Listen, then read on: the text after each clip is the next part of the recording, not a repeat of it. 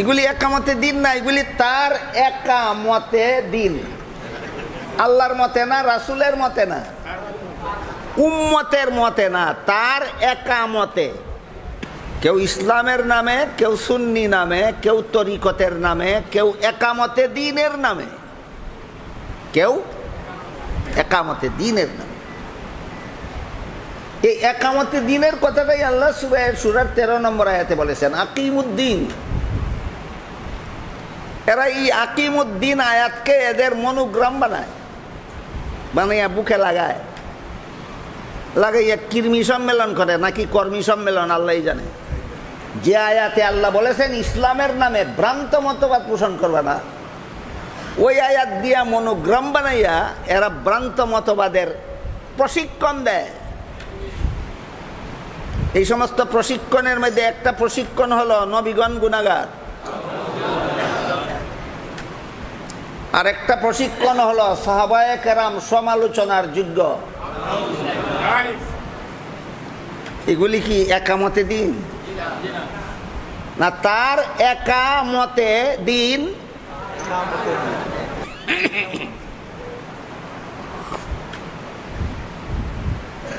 এর মধ্যে এই একামতে দিনের নামে যারা ভ্রান্ত মতবাদ পোষণ করে, এদের একটা ভ্রান্ত মতবাদ হলো নবীগণ গুনাহগার। নবীগণ গুনাহগার নয়।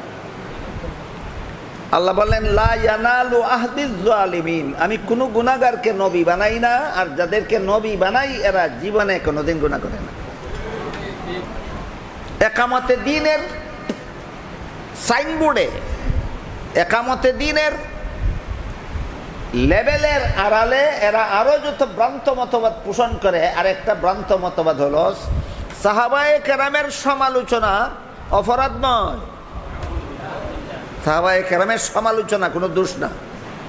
এই একামতে দিনের সাইনবোর্ড যারা ব্যবহার করে, এদের প্রতিষ্ঠাতা নেতা একটা মন গড়া ব্যাখ্যা লিখেছে কোরআনের, সেই ব্যাখ্যার ভূমিকায় লিখেছে আমি পূর্ববর্তী মুফাসসিরিনেরও অনুসরণ করিনি, আমি পরবর্তী মুফাসসিরিনে কেরামেরও অনুসরণ করিনি, আমি নিজে নিজে কোরআন পড়ে মনে মনে যা বুঝেছি হুবহু তাই আমার কিতাবে লিখেছি।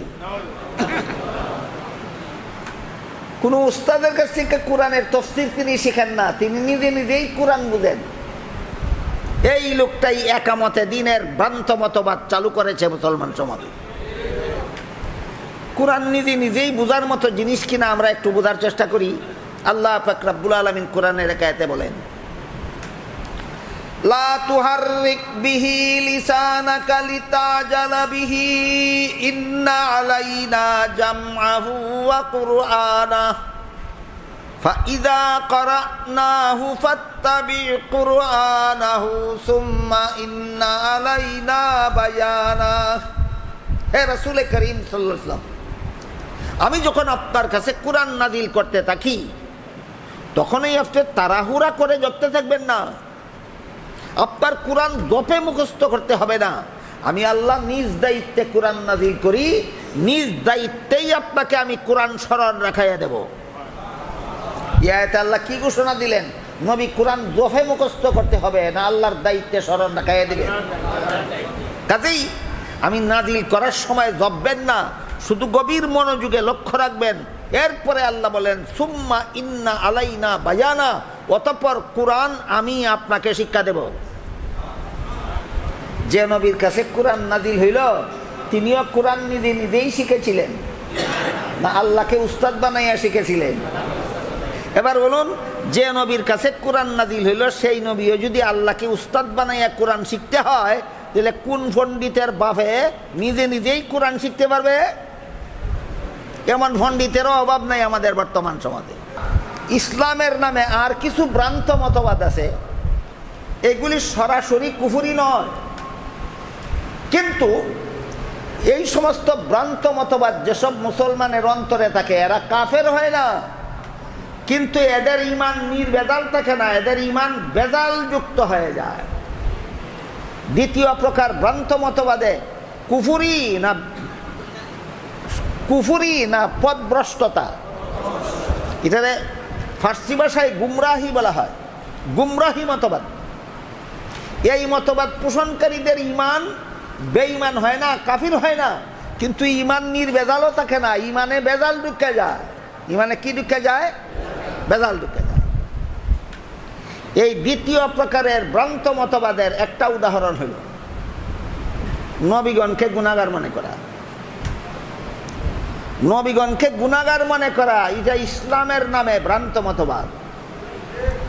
নবীগণকে গুনাহগার মনে করা ইসলামের নামে কেমন ভ্রান্ত মতবাদ? যে ভ্রান্ত মতবাদ দ্বারা কাফির হইয়া যায় না গুমরা হইয়া যায়?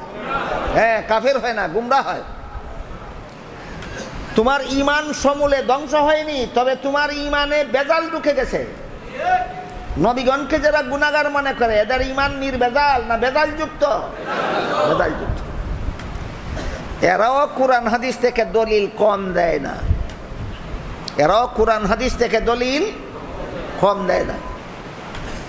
আল্লাহ পাক রব্বুল আলামিন পবিত্র কোরআনের এক আয়াতে বলেন, লা ইয়ানালু আহদিজ জালিমিন। এর মর্মার্থ হলো কোন গুনাহগারকে আমি নবী বানাই না, আর যাদেরকে নবী বানাই তারা কোনোদিন গুনাহ করেন না। বলুন, এই যে নীতিটা আল্লাহ উল্লেখ করলেন, এটা কি এক দুইজন নবীর বেলায় ব্যতিক্রম না সকল নবীর বেলায় সামগ্রিক? সমস্ত নবীগণের বেলায় আল্লাহ একটা সামগ্রিক মূলনীতি উল্লেখ করে বলেন, লা ইয়ানালু আহদিজ জালিমিন। কোন গুনাহগারকে আমি নবী বানাই না, আর যাদেরকে নবী বানাই এরা কোনোদিন গুনাহ করে না। ক্লিয়ার হইল যে আল্লাহর বিধান মতে সমস্ত নবী হয়ে থাকেন আজীবন নিষ্পাপ, বেগুনাহ। এটাকে ইসলামের পরিভাষায় বলা হয় মাসুম।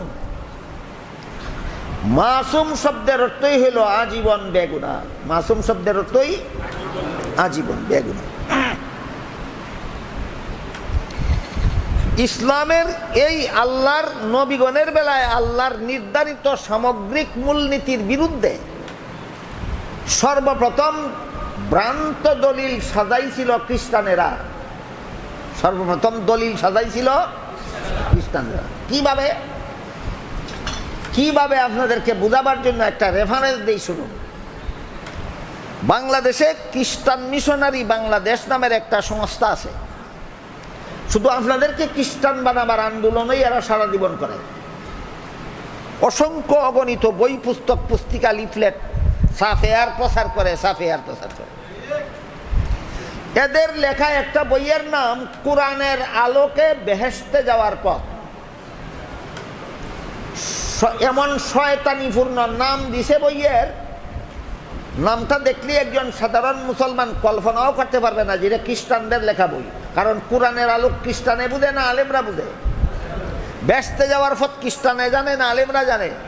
নামটা দেখলে একজন সাধারণ মুসলমান মনে করবে এটা কোনো আলেমের লেখা বই হবে, তখন আগ্রহের সাথে পড়ে। অথচ এটা কোনো আলেমের লেখা বই নয়, এটা কোনো মুসলমানের লেখা বই নয়, এটা খ্রিস্টানদের লেখা বই। নাম কোরআনের আলোকে বেহেশতে যাওয়ার পথ। দয়া করে তারা একটা কপি আমার নামেও ফাটাইয়া দিছে। এটা যদি ফাটাইতো না, তাহলে নবীগণকে গুনাহগার সাব্যস্ত করার শয়তানি চক্রান্তের ইতিহাস আমি জানতে পারতাম না। ফাটাইয়া আমার নামে ফাটাইয়া কেমন ক্ষতি করলো, এত বড় উপকার আর কেউ করে না। এই জন্য আমি দোয়া করি, আল্লাহ এদের হেদায়েত নসিব করো। খ্রিস্টানেরা আপনাদেরকে খ্রিস্টান বানাবার জন্য যত বই লিখেছে, এর মধ্যে একটা বইয়ের নাম কোরআনের আলোকে বেহেশতে যাওয়ার পথ, একটা কপি আমার নামে পাঠাইয়া দিছে। সেই বইয়ে লেখে সর্বপ্রথম মানুষ, কি নাম? সর্বপ্রথম পাপিষ্ট। তিনি কি শুধু সর্বপ্রথম মানুষ না সর্বপ্রথম নবীও? সর্বপ্রথম মানুষও সর্বপ্রথম নবী।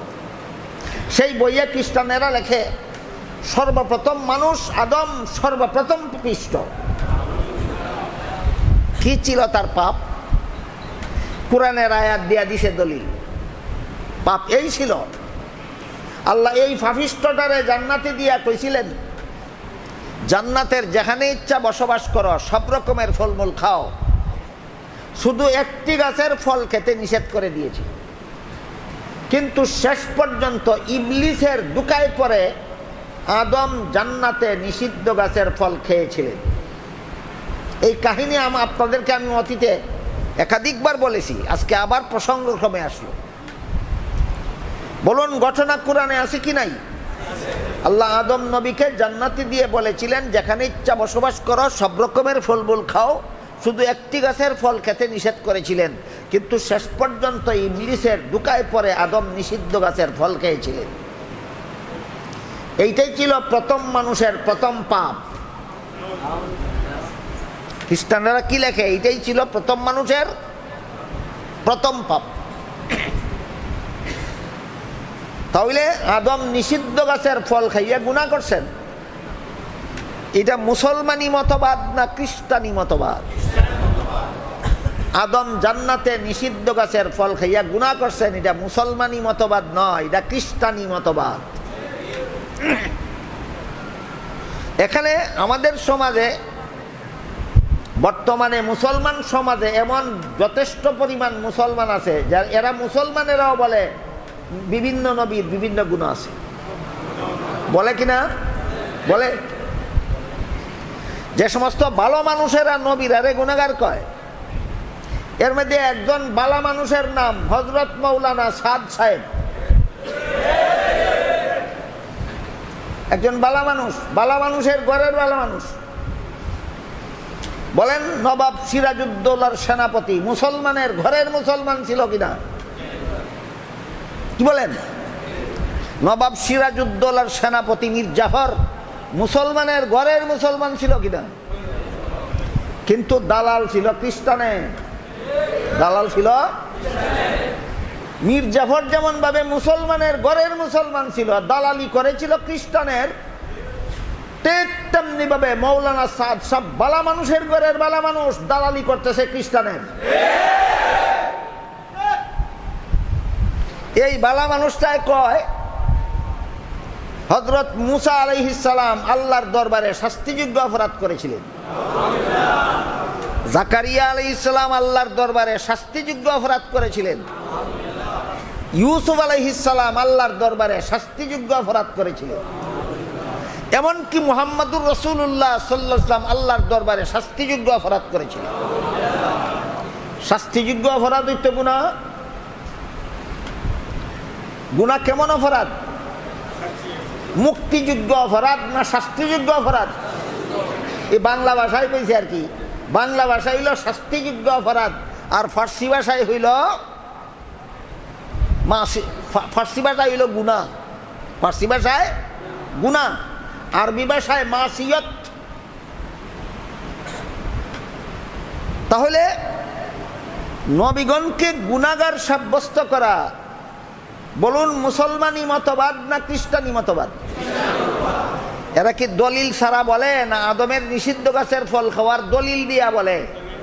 দলিল দিয়ে বলে। এদের দলিলটা হইল আল্লাহর আদেশ নিষেধ লঙ্ঘন করলেই গুনাহ হয়, আর আদম তো লঙ্ঘন করলেন, ওই বেগুনাহ রইলেন কোথায়? এটা হলো খ্রিস্টানদের দলিল। আপনারা যারা যারা সমস্ত নবীকে বেগুনাহ বিশ্বাস করেন, অন্তত আপনাদের জানা দরকার দলিলের ভুল কোথায়। দলিলটা শুদ্ধ না ভুল? ভুল। ভুলটা কোথায় জানতে হবে। ভুলটা কোথায়? ভুলটা হইল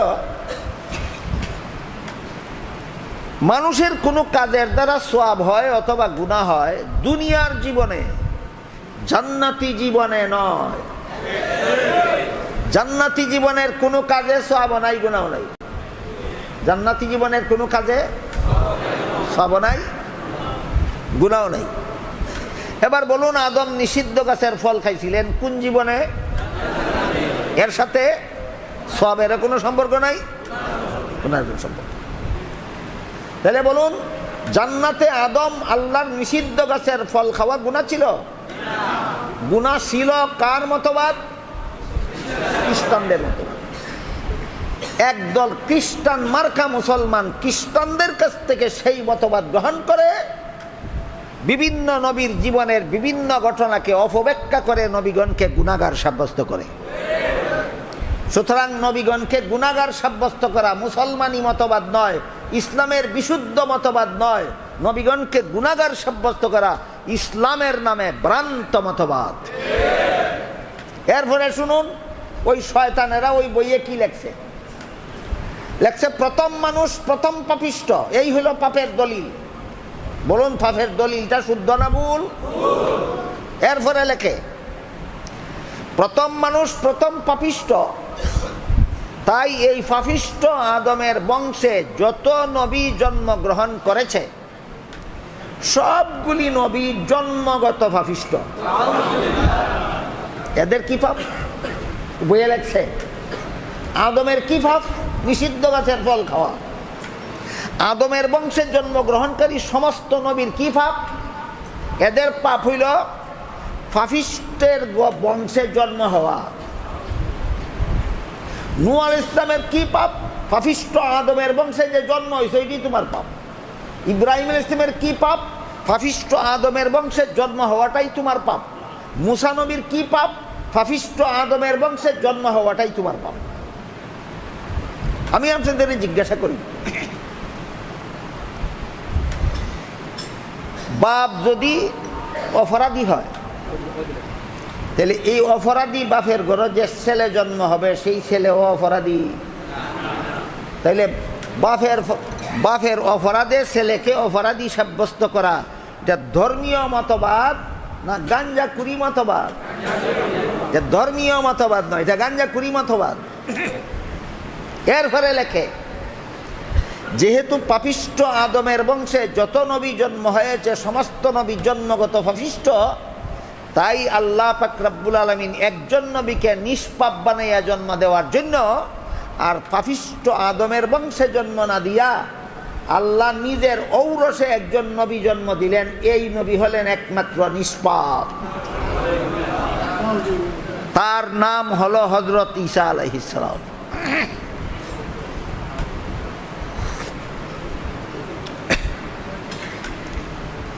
ঈসা আলাইহিস সালাম নিষ্পাপ। তাদের খ্রিস্ট ধর্মের মতবাদে ঈসা আলাইহিস সালাম নিষ্পাপ হইলেন পাপিষ্ট আদমের বংশে জন্ম হয় না আল্লাহর ঔরসে জন্ম হয়? তিনি ছাড়া আর বাকি সমস্ত নবী পাপিষ্ট হলেন কেন? পাপিষ্ট আদমের বংশে জন্মগ্রহণ করেন। ঈসা আলাইহিস সালাম আল্লাহর ঔরসে জন্মগ্রহণ করে পৃথিবীতে আসলেন। আইসা দেখলেন পাপ আর মানুষ অঙ্গাঙ্গিভাবে জড়িত। মানুষ থেকে পাপকে আলাদা করার কোনো উপায় নাই, পাপ থেকে মানুষকে আলাদা করার কোনো উপায় নাই। আর পাপ মুক্ত না হলে জান্নাতে যাওয়ার কোনো পথ নাই। এই জন্য আল্লাহর পুত্র ঈসা আল্লাহর কাছে আবেদন করলেন, হে আল্লাহ, সারা দুনিয়ার সমস্ত মানুষই পাপিষ্ট আদমের বংশে জন্ম হওয়ার কারণে পাপিষ্ট, এরা তো কেউ জান্নাতে যেতে পারবে না। কাজী এদের পাপ মাফের জন্য আমি একটা ব্যবস্থা করতে চাই। কি ব্যবস্থা? আল্লাহ তুমি শত্রুদেরকে সুযোগ করে দাও, শত্রুরা যেন আমাকে শুলিতে চড়িয়ে হত্যা করে। এতে আমার যে কষ্ট হবে এই কষ্টটা যারা যারা আমাকে তোমার পুত্র বলে বিশ্বাস করবে এদের সারা জীবনের পাপের কাফারা হয়ে যাবে। এরার বইয়ে লেখা, বইয়ের নাম কোরআনের আলোকে বেহেশতে যাওয়ার। ঈসা নবীর বাবা স্বয়ং খুদা ছেলের আবেদন মঞ্জুর করলেন, মঞ্জুর করে শত্রুদেরকে সুযোগ দিলেন। ঈসা আলাইহিস সালাম আল্লাহর পুত্র হওয়া সত্ত্বেও শত্রুরা তাকে শুলিতে চড়াইয়া হত্যা করলো। এতে তার যে কষ্ট হইল, এই কষ্টের কারণে কিয়ামত পর্যন্ত দুনিয়ার যত মানুষ ঈসা নবীকে আল্লাহর পুত্র বিশ্বাস করবে এরা ভবিষ্যতে যখন ওই দুনিয়াতে আসুক এবং জীবনে যত রকমের গুনাহ করুক সব গুনাহ অগ্রিম মাফ হয়ে গেছে।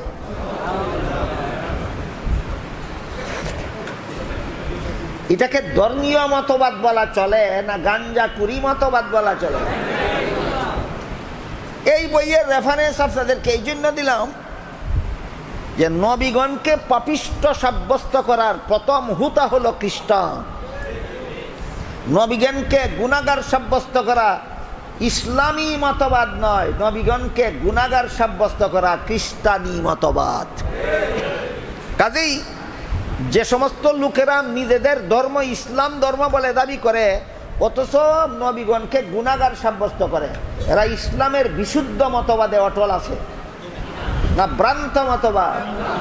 তাই আল্লাহ বলেন আকিমুদ্দিন, তোমরা ইসলামের বিশুদ্ধ মতবাদে অটল থাকো, ইসলামের নামে ভ্রান্ত মতবাদ পোষণ করবে না, সাবধান।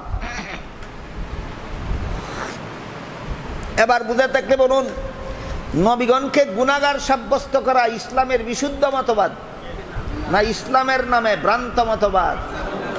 এই ভ্রান্ত মতবাদ থেকে বারণ করে আল্লাহ সূরা শুরার 13 নম্বর আয়াতে বলেছেন আকিমুদ্দিন, ইসলামের বিশুদ্ধ মতবাদে অটল থাকো, ইসলামের নামে ভ্রান্ত মতবাদ পোষণ করবে না, সাবধান।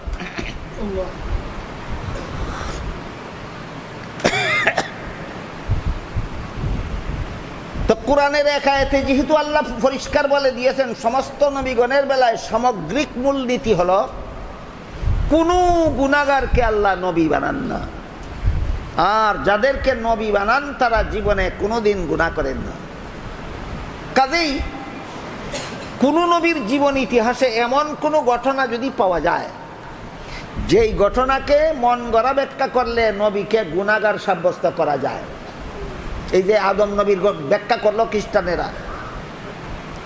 খ্রিস্টানেরা আদম নবীর নিষিদ্ধ গাছের ফল খাওয়ার ঘটনাকে যেভাবে ব্যাখ্যা করলো, এইভাবে ব্যাখ্যা করলে আদম নবীকে গুনাহগার সাব্যস্ত করা যায়। কিন্তু আপনারা বলুন, এমন ব্যাখ্যা গ্রহণ করলে আল্লাহর সামগ্রিক মূলনীতি বজায় থাকে না লঙ্ঘন হয়? আল্লাহর মূলনীতি লঙ্ঘন করে যারা কোরআনের ব্যাখ্যা করে এদের ব্যাখ্যা মন গড়া, এদের ব্যাখ্যা মন গড়া।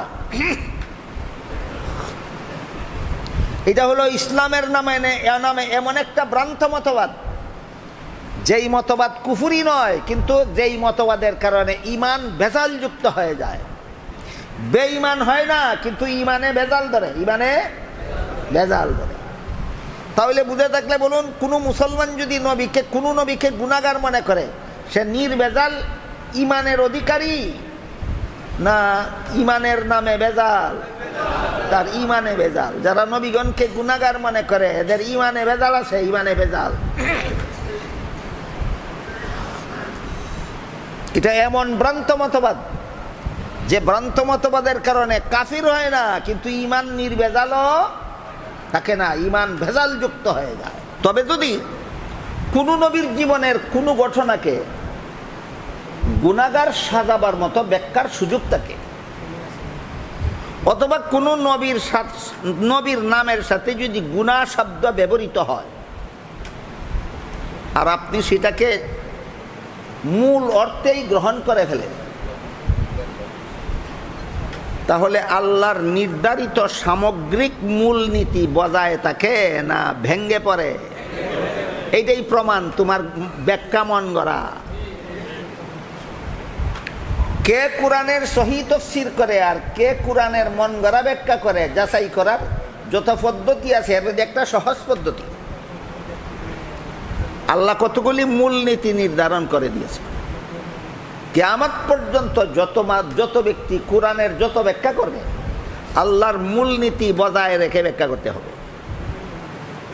এমন ব্যাখ্যা যদি করো যে ব্যাখ্যার দ্বারা আল্লাহর মূলনীতি লঙ্ঘন হয়ে যায়, প্রমাণ হয়ে যাবে তোমার ব্যাখ্যা মন গড়া। যেমন লা ইয়ানালু আহদিজ জালিমিন, এটা আল্লাহর নির্ধারিত মূলনীতি সমস্ত নবী রাসূলগণের বেলায়, সামগ্রিক মূলনীতি। কোরআন হাদিসের ভাষায় বলে কায়দায়ে কুল্লিয়া, বাংলায় বলে সামগ্রিক মূলনীতি। কোনো গুনাহগারকে নবী বানাই না, যে কোনো নবীর ব্যাপার না, সমস্ত নবীর ব্যাপার, এর নাম সামগ্রিক মূলনীতি। কোনো নবী গুনাহগার নয়। এখন যদি একজন নবীর নামের সাথে গুনাহ শব্দটা ব্যবহার হয়, এখন যদি একজন নবীর জীবনের একটা ঘটনাকে এমনভাবে ব্যাখ্যা করে যেভাবে ব্যাখ্যা করলে গুনাহগার সাব্যস্ত হয়,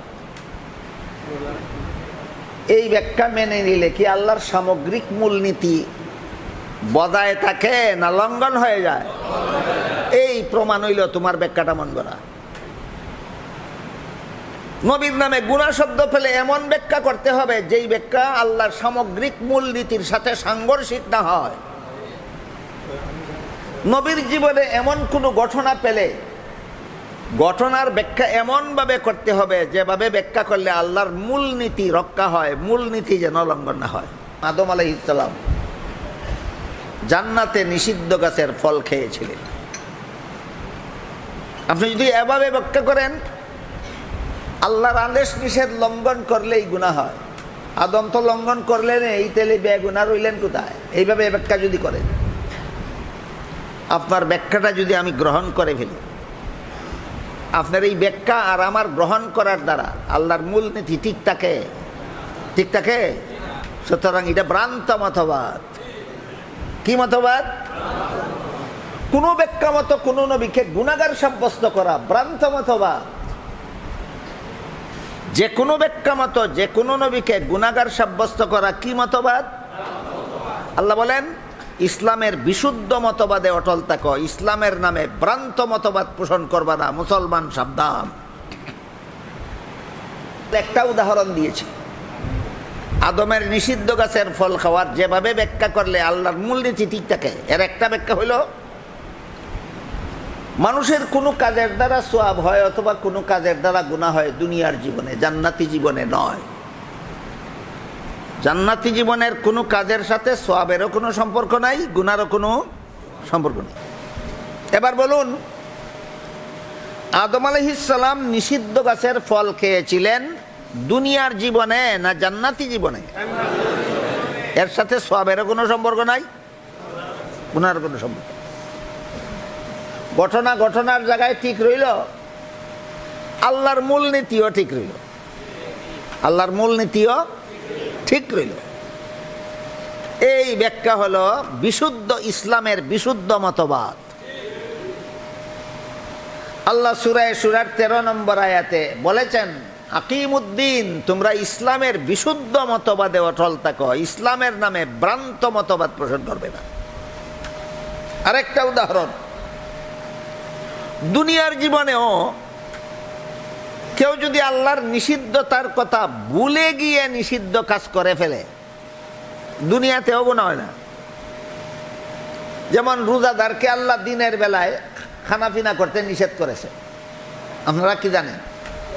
রোজাদারকে দিনের বেলায় খানাপিনা করার অনুমতি দিয়েছেন না নিষেধ করছে? তার রোজার কথা মনে নাই, ভুলে গিয়ে খানাপিনা যদি করে, আপনাদের জানা থাকলে বলুন কি পরিমাণ গুনাহ হয়? মোটেও না। কেন? জেনে শুনে খায়নি, ভুলে গিয়ে খেয়ে। আদম সম্পর্কেও আল্লাহ বলেন নাসিয়া আদম, আদম ভুলে গেল। তুমি ভুলে গেলে গুনাহ হয় না, তোমার বাপের বাপের বাপ 14 গোষ্ঠীর বাপ আদমে ভুলে গেলে গুনাহ হয়। তুমি কোরআন শিখছো কার কাছে? সুতরাং যে কোনো ব্যাখ্যা মতো নবীগণকে গুনাহগার সাব্যস্ত করা ইসলামী মতবাদ নয়, এটা ইসলামের নামে ভ্রান্ত মতবাদ। নবীগণকে গুনাহগার সাব্যস্ত করার মতবাদ খ্রিস্টানদের কাছ থেকে আমদানি করা। কার কাছ থেকে আমদানি করা? খ্রিস্টানদের কাছে। লম্বা ইতিহাস, সামান্য আলোচনা করেছি আমি। খ্রিস্টানদের ধর্মবিশ্বাস হলো প্রথম মানুষ আদম প্রথম পাপিষ্ঠ। কি ছিল তার পাপ? জান্নাতে নিষিদ্ধ গাছের ফল খাওয়া ছিল তার পাপ। বলুন কথাটা মুসলমানি মতবাদ না খ্রিস্টানি মতবাদ? এরপরে এই পাপিষ্ঠ আদমের বংশে যত নবী জন্মগ্রহণ করেছে সবগুলি নবী জন্মগত পাপিষ্ঠ। কার মতবাদ? নবীরারে পাপিষ্ঠ বলা খ্রিস্টানদের মতবাদ, মুসলমানের মতবাদ নয়। তাই আল্লাহ একজন নবীকে নিষ্পাপ বানাবার জন্য পাপিষ্ঠ আদমের বংশে জন্ম না দিয়া নিজের ঔরসে জন্ম দিলেন। ইনি হলেন হযরত ঈসা আলাইহিস সালাম। এটা খ্রিস্টানদের মতবাদ। আমার কাছে বই আছে, বইয়ে খ্রিস্টানরা লিখেছে যে খ্রিস্টানদের মতবাদ, মুসলমানি মতবাদ নয়। কাজে আমাদের ইমান আকীদা স্বচ্ছ হওয়া দরকার, পরিষ্কার হওয়া দরকার। ইসলামী মতবাদ আমাদের বিশুদ্ধ হওয়া দরকার। ইসলামের বিশুদ্ধ মতবাদ, নবীরা গুনাহগার হন না, নবীরা হন আজীবন নিষ্পাপ। যত ব্যাখ্যা মতো নবীদেরকে গুনাহগার সাব্যস্ত করা হয় সবগুলি আল্লাহর সামগ্রিক মূলনীতির সাথে সাংঘর্ষিক। আল্লাহর নির্ধারিত সামগ্রিক মূলনীতির সাথে সাংঘর্ষিক, আল্লাহর মূলনীতির সাথে সাংঘর্ষিক ব্যাখ্যা, এটা সুস্পষ্ট ভ্রান্ত ব্যাখ্যা, ভ্রান্ত মতবাদ। এই একামতে দ্বীনওয়ালাদের এই একটা ভ্রান্ত মতবাদ, নবীদেরকে গুনাহগার সাব্যস্ত করা। আরেকটা ভ্রান্ত মতবাদ হলো সাহাবায়ে কেরামকে সত্যের মাপকাঠি না মানা, ইসলামের নামে ভ্রান্ত মতবাদ। সাহাবায়ে কেরামকে সত্যের মাপকাঠি বিশ্বাস না করা ইসলামের নামে আরেকটা ভ্রান্ত মতবাদ। এমন ভ্রান্ত মতবাদ যে ভ্রান্ত মতবাদের কারণে ঈমান চলে যায় না, ঈমান থাকে কিন্তু ঈমান নির্ভেজাল থাকে না, ঈমান ভেজালযুক্ত হয়ে যায়। আল্লাহ পাক রব্বুল আলামিন পবিত্র কোরআনেও সাহাবায়ে কেরামকে সত্যের মাপকাঠি সাব্যস্ত করে দিয়েছেন। রাসূল করিম সাল্লাল্লাহু আলাইহি ওয়াসাল্লাম হাদিস শরীফে সাহাবায়ে কেরামকে সত্যের মাপকাঠি সাব্যস্ত করে দিয়েছেন। সাহাবায়ে কেরাম, শুধু সাহাবায়ে কেরাম একা নয়, একটা হাদিসের মধ্যে আল্লাহ রাসূল দুইটা জিনিসকে একসাথে সত্যের মাপকাঠি সাব্যস্ত করেছেন। একটা হলো সুন্নতে রাসূল আর একটা হলো জামাতে সাহাবা। সুন্নতে রাসূল সত্যের মাপকাঠি, জামাতে সাহাবা সত্যের মাপকাঠি। সুন্নতে রাসূলও সত্যের মাপকাঠি, জামাতে সাহাবাও সত্যের মাপকাঠি। যেভাবে নবীগণকে গুনাহগার সাব্যস্ত করার শয়তানি চক্রান্ত শুরু করেছিল খ্রিস্টানেরা, ঠিক তেমনিভাবে সাহাবায়ে কেরামকে বেজালযুক্ত, সাহাবায়ে কেরামের জীবনের মধ্যে বেজাল আছে, এরা নির্বেজাল মুসলমান ছিলেন না, এমন কথা মুসলমান সমাজে প্রচার করার সূত্রপাত করেছিল একটা কুখ্যাত মুনাফিক। সাহাবায়ে কেরামদেরকে কলুষিত করার চক্রান্ত শুরু হয়েছিল একটা কুখ্যাত মুনাফিকের মাধ্যমে। এই মুনাফিকটার নাম ছিল আব্দুল্লাহ ইবনে সাবা।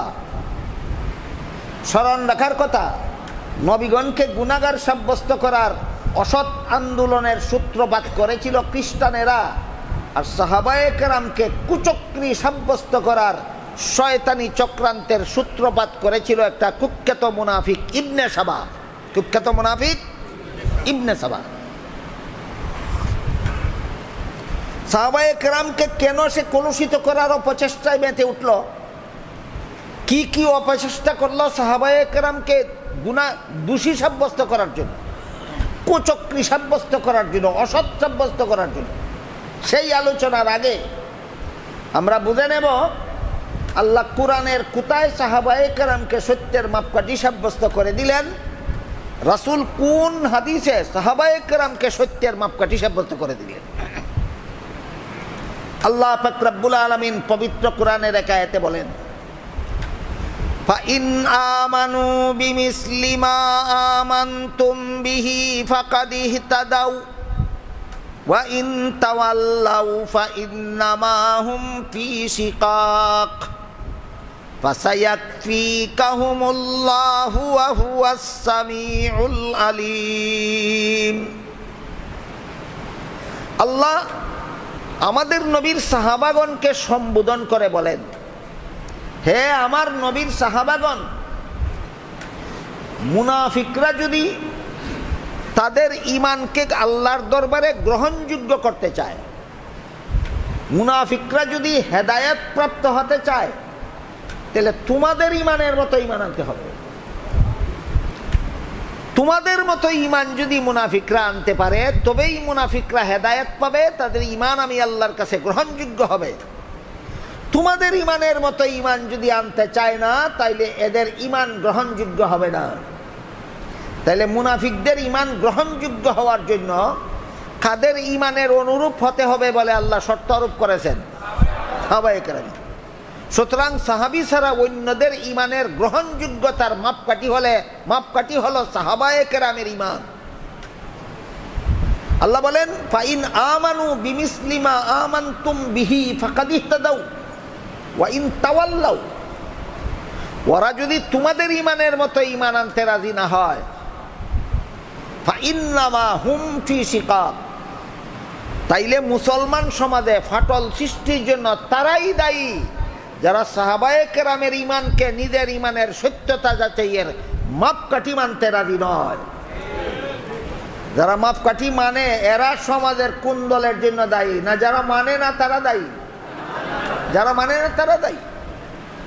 আল্লাহ বলেন ফাসায়াকফিকাহুমুল্লাহ, এদের শাস্তির জন্য আপনার পক্ষে আমি আল্লাহ যথেষ্ট।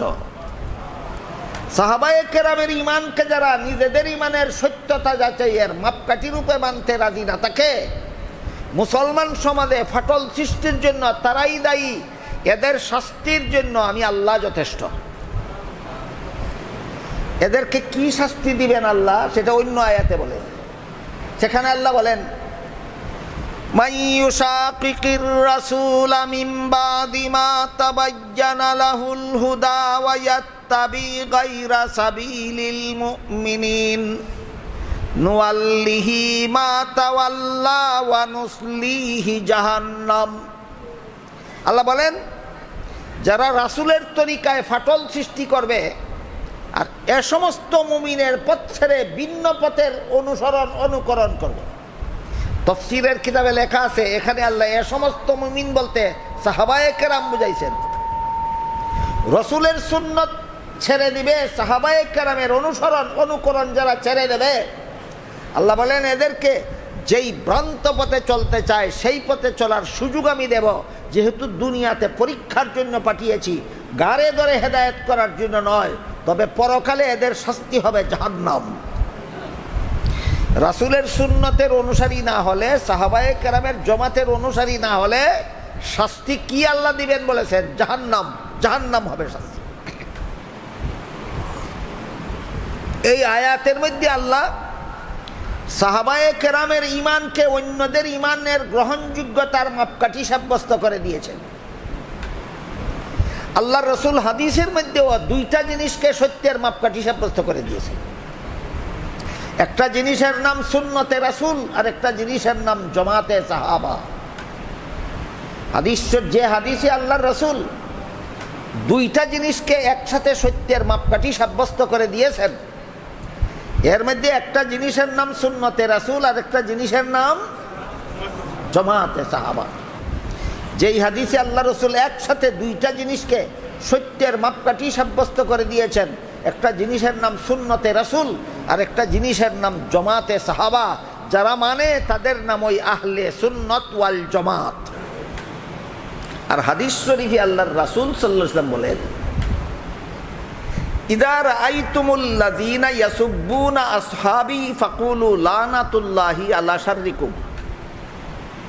এর অর্থ হলো, হে আমার সাহাবাগণ, তোমরা যখন ওই সমস্ত লোকদের দেখতে পাবে যারা আমার সাহাবাদের সমালোচনা করে, তাদের বলে দিও সাহাবা সমালোচকদের উপর আল্লাহর লানত। সাহাবা সমালোচকদের উপর আল্লাহর লানত। এত পরিষ্কার কথা হাদিস শরীফে রসুল বলে দেওয়ার পরও সাহাবায়ে কেরামের সমালোচনাকে যারা বৈধ মনে করে, এরা ইসলামের বিশুদ্ধ মতবাদে অটল না ভ্রান্ত, ইসলামের নামে ভ্রান্ত মতবাদে বিশ্বাসী।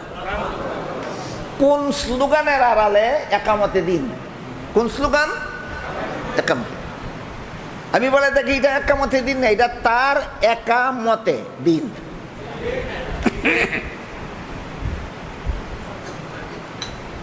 আপনাদের অনেকের মনে অনেক সময় প্রশ্ন জাগা স্বাভাবিক যে সাহাবায়ে কেরামকে জীবনে কোনোদিন কোনো গুনাহ করেননি?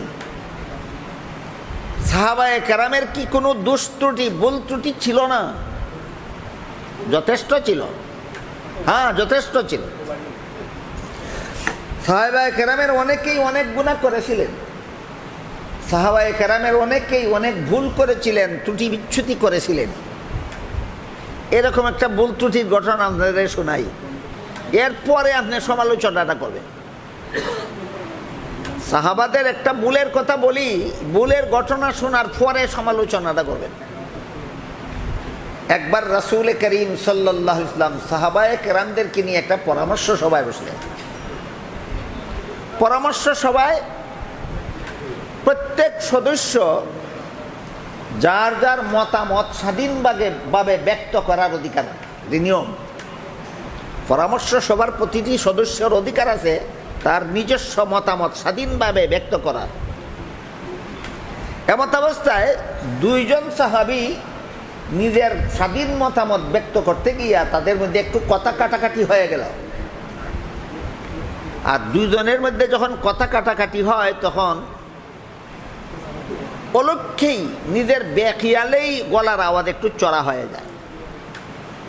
এই দুইজন সাহাবী পরস্পরে কথা কাটাকাটি করতে গিয়া গলার আওয়াজ একটু বড় হয়ে গেল। তখন আল্লাহ পাক রব্বুল আলামিন সতর্ক করে দিয়ে আয়াত নাজিল করে বলেন, ইয়া আইয়ুহাল্লাযীনা আমানু লা তারফাউ আসওয়াতাকুম ফাওকা সাওতিন নবী ওয়ালা তাজহারু লাহু বিল কওলি কাজাহরি বাযিকুম লিবাযিন আন তাহবাতা আমালুকুম ওয়া আনতুম লা তাশউরুন। হাফিজ সাহেবদের জিজ্ঞাসা করবেন, এটা হলো সূরা হুজুরাতের 2 নম্বর আয়াত। এখানে আল্লাহ বলেন, হে মুমিন মুসলমানেরা, নবী যেখানে উপস্থিত তোমার সামনে, বলুন তো নবী কোন সমস্ত মুমিন মুসলমানদের সামনে উপস্থিত ছিলেন?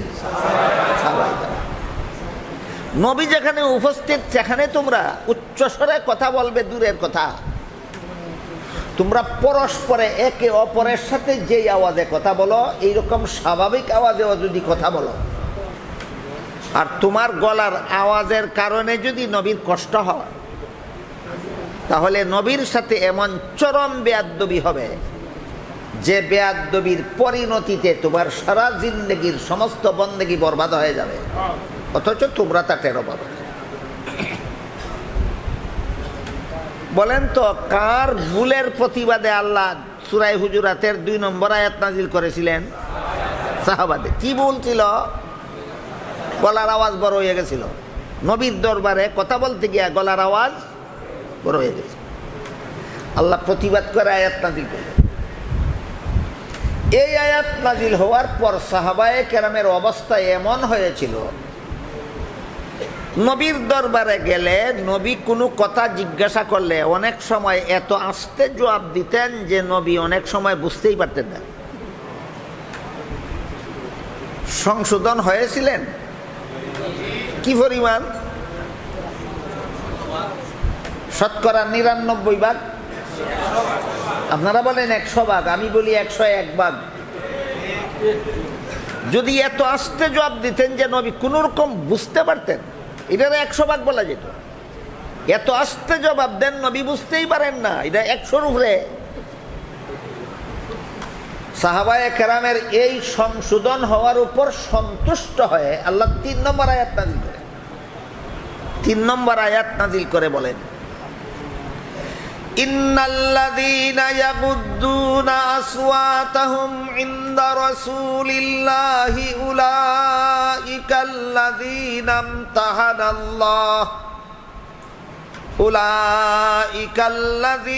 ইমতাহানাল্লাহু কুলুবাহুম লিত্তাকওয়া লাহুম মাগফিরাতুন ওয়া আজরুন আযীম। এর অর্থ হলো, আল্লাহ বলেন, এটা কোন সূরার কত নম্বর আয়াত? হুজুরাতের 3 নম্বর আয়াত। আল্লাহ বলেন, নিশ্চয়ই যারা নবীর রাসূলের দরবারে আসতে কথা বলে। আগের আয়াত বুঝে থাকলে বলুন, আগের আয়াত নাজিল হওয়ার পরে রাসূলের দরবারে আসতে কথা বলে কারা? আল্লাহ বলেন, নিশ্চয়ই যারা রাসূলের দরবারে আসতে কথা বলে। আল্লাহ এদের অন্তরকে তাকওয়ার ব্যাপারে পরীক্ষা করেছে। উলাইকাল্লাযীনা ইমতাহানাল্লাহু কুলুবাহুম লিত্তাকওয়া লাহুম মাগফিরাতুন। এই 2টা শব্দ মনে রাখবেন, লাহুম মাগফিরাতুন, লাহুম মাগফিরাতুন, লাহুম মাগফিরাতুন।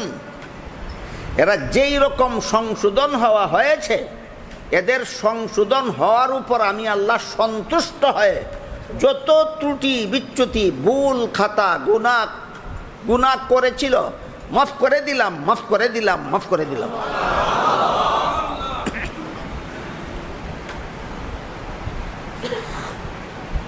একামতে দিনওয়ালারা শুধু সাহাবী ভুল করেছিল জানে, সংশোধন হয়েছিল, আল্লাহ মাফ করে দিয়েছিলেন, বাকি দুইটা জানে না। জানে না, না মানে না? হ্যাঁ, জানে জানে জানে, মানে না। জানে কিন্তু মানে না। এটার নাম ওই ভ্রান্ত মতবাদ। দেখেন সাহাবায়ে কেরামের একটা দোষের কথা আপনাদের সামনে ব্যক্ত করলাম। যার দরবারে দোষ হয়েছিল তার দরবারে সংশোধন হয়েছেন, তার পক্ষ থেকে সাধারণ ক্ষমার ঘোষণা করে দেওয়া হয়েছে। বরং ক্ষমার ঘোষণার পরেও সমালোচনার যোগ্যতাকে, এই জন্য ইসলামের বিশুদ্ধ মতবাদে সাহাবায়ে কেরামের সমালোচনা হারাম। ইসলামের বিশুদ্ধ মতবাদে সাহাবাদের সমালোচনা হারাম। কেউ যখন গুনাহ করার পরে যথারীতি তওবা করে আল্লাহর দরবার থেকে গুনাহ মাফ করাইয়া লয়। হাদিস শরীফে আল্লাহ রাসূল বলেন, আত-তাইবু মিনাজ যামবি কামাল্লা যামবালাহু। তওবা করে যারা গুনাহ ছেড়ে দেয় তারা আবার বেগুনাহ হয়ে যায়। তওবা করে যারা গুনাহ ছেড়ে দেয় তারা আবার বেগুনাহ হয়ে যায়। নবীগণ বেগুনাহ, সাহাবাগণ বেগুনাহ, বেশ কম আছে। নবীগণ জীবনে কোনোদিন গুনাহ না করে বেগুনাহ, আর সাহাবায়ে কেরাম সমস্ত গুনাহ তওবা করে মাফ করাইয়া বেগুনাহ। বলুন কোন দল গুনাহগার রইল? তাইলে দুই বেগুনার মধ্যে বেশ কম আছে। একদল গুনাহ না কইরা বেগুনাহ, আর এক দলে গুনাহ মাফ করাইয়া বেগুনাহ। প্রথম দলকে বলা হয় মাসুম, আর দ্বিতীয় দলের উপাধি হইল মাগফুর। এই দুইটা পরিভাষা মনে রাখতে হবে। নবীগণ জীবনে কোনোদিন গুনাহ করেননি, তাদের উপাধি মাসুম। সাহাবাগণ যত গুনাহ করেছিলেন সংশোধন হয়ে আল্লাহর কাছ থেকে মাফ করাইয়া নিছেন, এই জন্য তাদের উপাধি হলো মাগফুর। মাগফুর মানে ক্ষমাপ্রাপ্ত। ওই যে সূরা হুজুরাতের 3 নম্বর আয়াতে আল্লাহ বলেছেন, লাহুম মাগফিরাতুন, লাহুম মাগফিরাতুন, লাহুম মাগফিরাতুন। এদেরকে মাফ করে দিলাম, মাফ করে দিলাম, মাফ করে দিলাম। যার দরবারে ত্রুটি হয়েছিল তিনি মাফ করে দিলেন। তুমি মাফ না করনেওয়ালাটাকে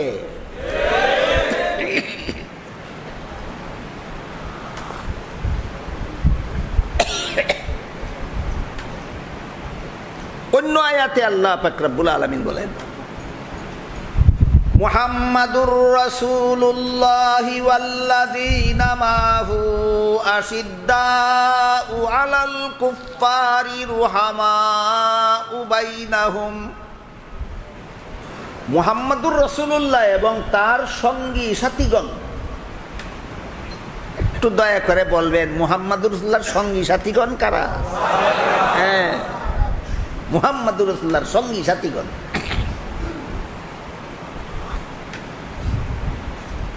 কত চমৎকার বলেছেন এক কবি মুহাম্মাদুর রাসূলুল্লাহর সঙ্গী সাথীগণের প্রশংসায়। তিনি বলেন, দুরফেশানি নে তেরি কতরোं को दरिया कर दिया, दुरफेशानी ने तेरी कतरों को दरिया कर दिया, दिल को रोशन कर दिया, आंखों को बीना कर दिया, खुद न तेजू राह पर गैरों के हादी बन गए, क्या नजर थी जिसने मुर्दों को मसीहा कर दिया। अल्लाह बोलेन, মুহাম্মাদুর রাসূলুল্লাহি ওয়াল্লাযীনা মাআহু, মুহাম্মাদুর রাসূলুল্লাহ এবং তার সঙ্গী সাথীগণ। আমি আশা করি কারো বোঝার বাকি নাই। মুহাম্মাদুর রাসূলুল্লাহর সঙ্গী সাথীগণ কারা? সাহাবায়ে। এরা বিশেষ দুইটা গুণে গুণান্বিত। বিশেষ দুইটা গুণে গুণান্বিত। একটা গুণ হলো আশিদ্দাউ আলাল কুফফার, সন্ত্রাসী বেঈমানদের মোকাবেলায় কঠোর। সব বেঈমানদের বেলায় না, না, সব বেঈমানদের বেলায় কঠোর হবেন কিভাবে? যেখানে আল্লাহ সূরাতুল বাকারা 256 নম্বর আয়াতে বলে দিয়েছেন লা ইকরাহা ফিদ্দিন, সমস্ত ধর্মাবলম্বীরা আপন আপন ধর্ম পালনে স্বাধীন। আল্লাহ যেখানে স্বাধীনতা দিয়েছেন, আপনি কঠোর হওয়ার কোনো অধিকার আছে? কাজেই অমুসলমানরা দুই প্রকার। এক প্রকার হইল শান্তিপ্রিয় অমুসলমান, আর এক প্রকার হইল সন্ত্রাসী অমুসলমান। শান্তিপ্রিয় অমুসলমানদের বেলায় আল্লাহ বলেছেন লা ইকরাহা ফিদ্দিন, স্বাধীনভাবে এদেরকে এদের ধর্ম পালন করতে দাও। আর সন্ত্রাসী অমুসলমানদের বেলায় আল্লাহ বলেন মুহাম্মাদুর রাসূলুল্লাহি ওয়াল্লাযীনা মাআহু আশিদ্দাউ আলাল কুফফারি রুহামাউ বাইনাহুম। মুহাম্মাদুর রাসূলুল্লাহ এবং তার সঙ্গী সাথীগণ দুইটা বিশেষ গুণে গুণান্বিত। এক নম্বর গুণ হলো সন্ত্রাসী বেঈমানদের বেলায় কঠোর, সন্ত্রাসী বেঈমানদের বেলায়। দ্বিতীয় গুণ হলো রুহামাউ বাইনাহুম, নিজেরা পরস্পরে সদয়, একে অপরের প্রতি সদয়। মুহাম্মাদুর রাসূলুল্লাহ এবং তার সঙ্গী সাথীগণের বিশেষ দুই গুণের প্রথম গুণ হলো সন্ত্রাসী বেঈমানদের মোকাবেলায় কঠোর, আর নিজেদের বেলায় পরস্পরে সদয়। এই যে বিশেষ দুইটা গুণের কথা আল্লাহ নবীর সমস্ত সঙ্গী সাথীগণের বেলায় উল্লেখ করেছেন। এই দুইটা গুণ থেকে বঞ্চিত ছিলেন হযরত মুয়াবিয়া। আল্লাহর কোরআনে ঘোষিত সাহাবাদের দুই গুণ থেকে মুয়াবিয়া বঞ্চিত ছিলেন। মুয়াবিয়া কতটুকু বঞ্চিত ছিলেন এবার একটা কাহিনী বলি শুনুন। একবার মুনাফিকরা চক্রান্তের মাধ্যমে হযরত আলী এবং হযরত মুয়াবিয়ার মধ্যে একটা বিরোধ বাঁধাইয়া দিল। এই চক্রান্তের ইতিহাস অনেক লম্বা। মুনাফিকদের চক্রান্ত বুঝতে পেরে আলী মুয়াবিয়া আপোষের বৈঠকে বসেছেন। আলীর পক্ষে যে সৈনিক ছিল তারাও বৈঠকে উপস্থিত ছিল, মুয়াবিয়ার পক্ষে যারা সৈনিক ছিল তারাও বৈঠকে উপস্থিত ছিল। বসা মাত্রই দেখা গেল কারো ভিতরে কারো প্রতি কোনো হিংসা বিদ্বেষ নাই, শুধু মুনাফিকদের ভুল বুঝাবার কারণে বিরোধটা সৃষ্টি হয়েছিল। কাজেই তারা আপোষ মীমাংসায় নিষ্পত্তি করে আলী মুয়াবিয়া দুজন বৈঠক থেকে উঠেছে। মুনাফিকরা দেখল এই দুইজনের মধ্যে বিরোধ বাঁধাইছিলাম, দুইজনে আপোষ করে নিছে, এখন আমরা সমাজের মারামারি কাটাকাটি বজায় রাখবো কিভাবে? কাজে এই আপোষ থাকতে দেওয়া যাবে না। আলী তার সেনাবাহিনী নিয়ে তার পথে রওনা হইলেন, মুয়াবিয়া তার সেনাবাহিনী নিয়ে তার পথে রওনা হইলেন। রাতের অন্ধকারে মুনাফিকের দল আলীর সেনাবাহিনীর উপর রাতের অন্ধকারে তীর নিক্ষেপ করতে লাগলো, মুনাফিকের দল মুয়াবিয়ার সেনাবাহিনীর উপরও রাতের অন্ধকারে তীর নিক্ষেপ করতে লাগলো। আলীর সৈনিকরা মনে করলো দেখছো কত বড় দুঃখাবাজি করলো আমাদের সাথে, মিটিংয়ে বসে বলে আফুস আর বিদায়ের সময় মারলো তীর। বলুন তো মুয়াবিয়ার দলে তীর মারছিল না মুনাফিকের দলে? মুয়াবিয়ার দলের উপর আলীর দলে তীর মারছিল না মুনাফিকের দলে? এইভাবে মুনাফিকরা সাহাবায়ে কেরামের মধ্যে বিরোধ বাঁধাইতো। আমি কি আপনাদেরকে মুনাফিকরা সাহাবাদের মধ্যে বিরোধ কিভাবে বাঁধাইতো তার রূপরেখাটা বুঝাতে পারলাম? সাহাবারা পরস্পরে হিংসুক ছিলেন, এই জন্য বিরোধ ছিল না মুনাফিকরা বিরোধ বাঁধাইতো? তারা ছিলেন পরস্পরে সদয়। তাইলে মুয়াবিয়ার একটা কাহিনী শুনুন। আলী মুয়াবিয়ার মধ্যে যখন মুনাফিকরা বিরোধ বাঁধিয়েছিল, তখন তৎকালীন বিশ্বের রোম দেশের খ্রিস্টান বাদশাহ মুয়াবিয়ার কাছে পত্র পাঠাইল, বলল আমি শুনেছি আলীর সাথে আপনার বিরোধ বেঁধেছে, তাই আলীর বিরুদ্ধে আপনাকে যুদ্ধে বিজয়ী করাবার জন্য আমি আপনাকে সেনাবাহিনী দিয়া এবং অস্ত্র শস্ত্র দিয়া সাহায্য করতে চাই, আপনি অনুমতি দিলেই পাঠাইয়া দেব। খ্রিস্টান বাদশাহ রোম দেশের আলীর বিরুদ্ধে সেনাবাহিনী দিয়া এবং অস্ত্র দিয়া মুয়াবিয়াকে সাহায্য করতে চায়, তিনি অনুমতি দিলেই পাঠাইয়া দেবেন। চিঠির জবাবে মুয়াবিয়া লিখলেন এই রুমের লাল কুত্তা, রুমের বাদশারে তিনি প্রথম সম্বোধনটাই করেছিলেন, এই রুমের লাল কুত্তা, এই রুমের লাল কুত্তা। আলী একজন মুসলমান, আমি মুয়াবিয়াও একজন মুসলমান। আলীর সাথে আমার কোনো মতবিরোধ থাকলে সেটা একান্তই মুসলমানদের ঘরোয়া ব্যাপার। মুসলমানদের ঘরোয়া ব্যাপার নিয়ে আর দুনিয়ার কোনো ইহুদি খ্রিস্টান লাল কুত্তার নাক গলাবার অধিকার নাই। তুই যদি আলীর বিরুদ্ধে সেনাবাহিনী পাঠাস, আলীর পক্ষ হয়ে তোর বিরুদ্ধে সর্বপ্রথম অস্ত্র ধারণ করব আমি মুয়াবিয়া। সুতরাং মুয়াবিয়া ছিলেন সাহাবাদের মধ্যে নিষ্ঠুর না সদয়? এবার বলুন, কোরআনে আল্লাহ মুহাম্মদুর রাসূলুল্লাহ এবং সাহাবায়ে কেরামের কতটা বিশেষ গুণের কথা বলেছিলেন? একটা হলো সন্ত্রাসীদের বেলায় কঠোর, আরেকটা হলো নিজেদের বেলায় সদয়। সাহাবায়ে কেরামের বিশেষ 2 নম্বর যে গুণটা, মুহাম্মদুর রাসূলুল্লাহর 2 নম্বর যে গুণটা আল্লাহ কোরআনে বলেছেন, এই গুণটা মুয়াবিয়ার মধ্যে কিছু কম ছিল, অক্ষরে অক্ষরে বিদ্যমান ছিল। বর্তমান দুনিয়াতে যে সমস্ত একামতে দিনওয়ালারা সাহাবায়ে কেরামের সমালোচনা করে, এরা সবচেয়ে বেশি সমালোচনা করে হযরত মুয়াবিয়া। মুয়াবিয়া এই একামতে দিনওয়ালাদের দৃষ্টিতে সবচেয়ে বেশি খারাপ। তাদের ভাষায় এই সবচেয়ে খারাপ সাহাবীটার গুণ যদি বর্তমান দুনিয়ার মুসলমানদের কাছে থাকতো, ফিলিস্তিনি মুসলমানদের এই দুর্গতি হইত না। সবচেয়ে খারাপ সাহাবী মুয়াবিয়ার গুণটা যদি বর্তমান দুনিয়ার মুসলমানদের কাছে থাকতো, বার্মার মুসলমানদের এই দুর্গতি হইত না। তাহলে আল্লাহ পাক রব্বুল আলামিন পবিত্র কোরআনে মুহাম্মদুর রাসূলুল্লাহর যে 2 গুণের কথা উল্লেখ করেছেন, সমস্ত সাহাবায়ে কেরামের যে 2 গুণের কথা উল্লেখ করেছেন, পরিপূর্ণভাবে হযরত মুয়াবিয়ার মধ্যে বিদ্যমান ছিল।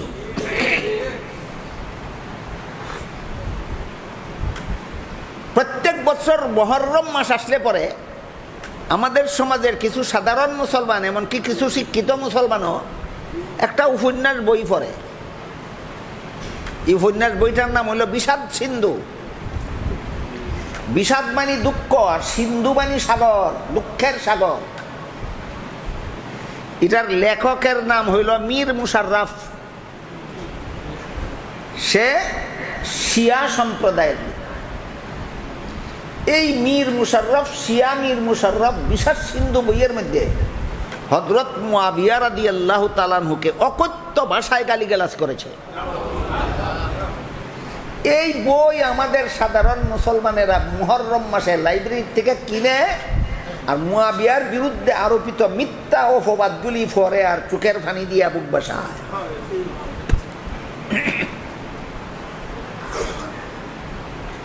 বলেন, যে বইয়ে সাহাবীকে দোষারোপ করা হয়েছে, গালিগালাজ করা হয়েছে, যে বইয়ে নবীর সাহাবীকে সমালোচনা করা হয়েছে, এমন বই পড়া মুসলমানদের জন্য হালাল না হারাম?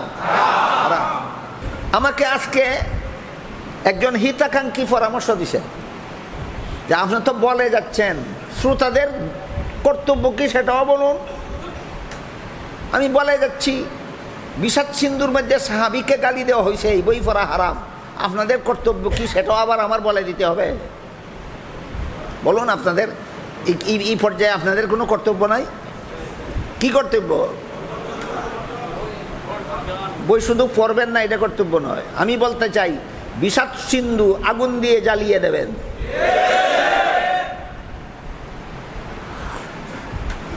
কেন? হাদিস শরীফে আল্লাহ রাসূল বলেন, ইযা রাআইতুমুল্লাযীনা ইয়াসুব্বুনা আসহাবী ফাকুলু লানাতুল্লাহি আলা শাররিকুম। আমার সাহাবাগণের সমালোচনা যারা করে, এদেরকে যদি দেখতে পাও, রাসূল বলেন বলে দিও আমার সাহাবা সমালোচকদের উপর আল্লাহর লানত। লান্নতে বই কেন মুসলমান পড়বে?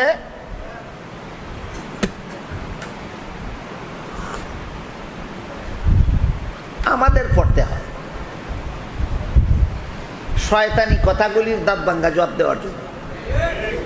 আপনারা শয়তানি কোন কোন কথার মধ্যে কি পরিমাণ শয়তানি আছে বুঝবেনও না, জবাব দিবেন দূরের কথা, ভ্রান্ত মতবাদে বিশ্বাসী হয়ে নিজেদের ঈমান বরবাদ করে ফেলবেন।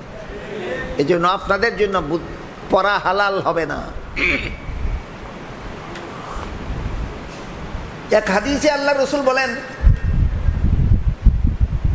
যে ব্যক্তি আমার সাহাবাদের সমালোচনা করবে সে আসলে আমি রাসূলেরই সমালোচনা করে, আর যে আমি রাসূলের সমালোচনা করে সে আসলে আল্লাহরই সমালোচনা করে। আর যে আল্লাহর সমালোচনা করে তার মরতে কিছুদিন দেরি হতে পারে, কিন্তু আল্লাহ তাকে গজবের হাতে ধরতে দেরি করবেন না। আমাদের বোঝার ব্যাপার, সাহাবার সমালোচনাটা রাসূলের সমালোচনা কেমনে হয়, আর রাসূলের সমালোচনাটাই আল্লাহর সমালোচনা কেমনে হয়, এই কথাটা ব্যাখ্যা সাপেক্ষে বুঝতে হবে আমাদের। রাসূল সমস্ত সাহাবাদের উস্তাদ কিনা? সমস্ত সাহাবাগণ রাসূলের সরাসরি ছাত্র কিনা? সরাসরি ছাত্র। এখন যদি কেউ বলে উস্তাদ যেমন তেমন ছাত্রগুলি বড় খারাপ, তাহলে উস্তাদের প্রশংসা হয়। এই জন্য রাসূল বলেন, আমার সাহাবাদের সমালোচনা যে করে সে আমি রাসূলেরই সমালোচনা। ছাত্র খারাপ মানে উস্তাদে ছাত্র করতে পারছে না, উস্তাদের ছাত্র করার যোগ্যতা নাই, উস্তাদটা খারাপ, এই জন্য তার ছাত্র খারাপ।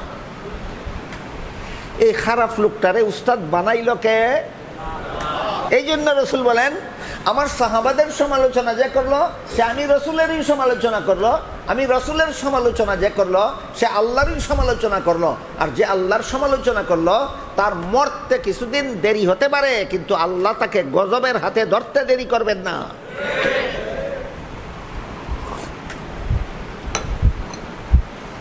এই সাহাবায়ে কেরামের সমালোচনার বন্যা মুসলমানের সমাজে বহাইয়া দেওয়া হয়েছে মুনাফিকদের পক্ষ থেকে। আর একদল মুসলমান এই সাহাবাদের সমালোচনাকে বৈধ করার মতো ভ্রান্ত মতবাদ গ্রহণ করেছে একামতে দিনের সাইনবোর্ড নিয়া। কিসের সাইনবোর্ড নিয়া? একামতে দিন। নবীগণকে গুনাহগার সাব্যস্ত করার ইতিহাস গুড়ায় রয়েছে খ্রিস্টান, মনে আছে? নবীগণকে গুনাহগার সাব্যস্ত করার ইতিহাসের গুড়ায় রয়েছে কারা? খ্রিস্টান। সাহাবাগণের সমালোচনার দ্বার উদ্ঘাটনের গুড়ায় রয়েছে মুনাফিক। সাহাবায়ে কেরামের সমালোচনার ইতিহাসের গুড়ায় রয়েছে মুনাফিক। এবার সেই ইতিহাসটা একটু শোনাই আপনাদের। মুহাম্মাদুর রাসূলুল্লাহ সাল্লাল্লাহু আলাইহি ওয়াসাল্লামের যুগে দুনিয়ার কোনো মুসলমান কোনো সাহাবাদের সমালোচনা করত না। হযরত আবু বকর সিদ্দিক রাদিয়াল্লাহু আনহুর যুগে দুনিয়ার কোনো মুসলমান কোনো সাহাবীর সমালোচনা করেনি। হযরত উমর ফারুক রাদিয়াল্লাহু আনহুর যুগের কোনো মুসলমান নবীর কোনো সাহাবীর সমালোচনা করেনি। 3 যুগ গেছে, 3 যুগের মুসলমান সাহাবা সমালোচনার লানত থেকে পবিত্র। কত যুগের মুসলমান? 3 যুগের মুসলমান সাহাবা সমালোচনার লানত থেকে পবিত্র ছিল। নবীর যুগের মুসলমান হযরত আবু বকর সিদ্দিক রাদিয়াল্লাহু আনহুর যুগের মুসলমান, আর হযরত উমর ফারুক রাদিয়াল্লাহু আনহুর যুগের। এই জন্য সাহাবায়ে কেরাম বিশুদ্ধ মতবাদে ঐক্যবদ্ধ ছিলেন। সাহাবায়ে কেরাম ছিলেন বিশুদ্ধ মতবাদে ঐক্যবদ্ধ। মুসলমান যদি বিশুদ্ধ মতবাদে ঐক্যবদ্ধ থাকে তাইলে দুনিয়ার জীবনে যত উপকারিতা লাভ করতে পারে এর মধ্যে উল্লেখযোগ্য উপকার হইল 2টা। 1 নম্বর, সমস্ত মুসলমান যদি বিশুদ্ধ মতবাদে ঐক্যবদ্ধ থাকে তাহলে মুসলমানে কুন্দল হানাহানি মারামারি কাটাকাটি হয় না, একটা উপকার। আর একটা উপকার হইল মুসলমান ঐক্যবদ্ধ থাকলে কোনো বেঈমান কাফির মুসলমানদের উপর হামলা করার সাহস পায় না। যেমন তেমন উপকার। বিশুদ্ধ মতবাদে মুসলমান ঐক্যবদ্ধ থাকার 2টা উপকারিতা কি যেমন তেমন নাম মহামূল্যবান। 1 নম্বর উপকারিতা, নিজেরাই মারামারি কাটাকাটি হয় না। 2 নম্বর উপকারিতা হলো শত্রুরা হামলা করার সাহস পায় না। এইরকম নিরাপদ অবস্থায় মুসলমানের 3 যুগ চলে গেল। নবীর যুগ, হযরত আবু বকরের যুগ, হযরত উমরের যুগ। মুসলমানেরা দুনিয়াতে এত শান্তির সাথে বসবাস করতেছে দেখে এক কুখ্যাত ইহুদির গায়ে জ্বালা ধরেছিল।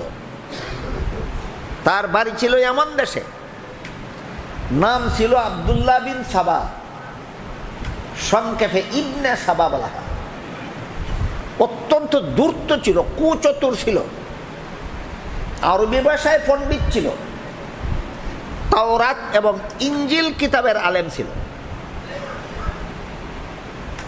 বলেন তো, দুইটা আসমানি কিতাবের আলেম হওয়া কি যেমন তেমন শিক্ষার কথা না উচ্চ শিক্ষার কথা?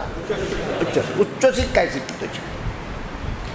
এই ইহুদি যখন দেখলো যে মুসলমানদের মধ্যে কোনো হানাহানি নাই, মারামারি নাই, কুন্দল নাই, কাটাকাটি নাই, খুনাখুনি নাই, দুনিয়াতে শান্তিতে বসবাস করে, যে কারণে কোনো শত্রু মুসলমানদের উপর হামলা করার সাহস পায় না, তখন সে এমন দেশ থেকে চিন্তা করলো, রূপরেখা তৈরি করলো, মুসলমানদের আকীদা বিশ্বাসের মধ্যে ভ্রান্ত মতবাদ ঢুকাতে হবে, যেন একদল মুসলমান হক আর বিভিন্ন দলের মুসলমান বাতিল হয়ে টুকরা টুকরা হয়ে যায়, নিজেরাই কুন্দলে আর মারামারিতে লিপ্ত হয়ে যায়, যেন শত্রুরা সহজে তাদেরকে হামলা করে ঘায়েল করতে পারে।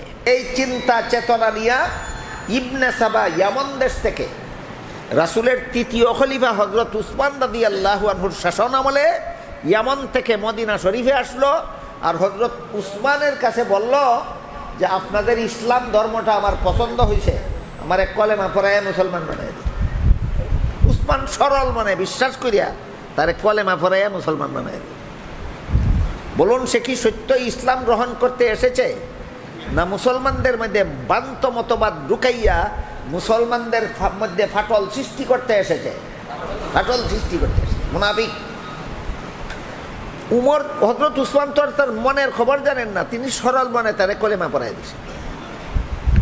সারা মুসলমানের দেশে খবর প্রচারিত হয়ে গেছে যে ইয়ামন দেশের বিখ্যাত তাওরাত ইঞ্জিল কিতাবের পণ্ডিত আব্দুল্লাহ ইবনে সাবা কলেমা পড়ে মুসলমান হয়ে গেছে। মুসলমান হয়ে মুসলমান সমাজের ঠাঁই করে নিল। প্রথমে মদিনার মুসলমানদের মধ্যে ভ্রান্ত মতবাদের বীজ বপনের অপচেষ্টা চালাই, ব্যর্থ হয়েছে। তারপরে মক্কার মুসলমানদের মধ্যে ভ্রান্ত মতবাদের বীজ বপনের অপচেষ্টায় মেতে উঠল, ব্যর্থ হয়েছে। তারপরে বসরার মুসলমানদের মধ্যেও সেই চেষ্টা চালিয়ে ব্যর্থ হয়েছে। কুফার মুসলমানদের মধ্যেও সেই চেষ্টা চালিয়ে ব্যর্থ হয়েছে। সিরিয়ার মুসলমানদের মধ্যেও সেই চেষ্টা চালিয়ে ব্যর্থ হয়েছে।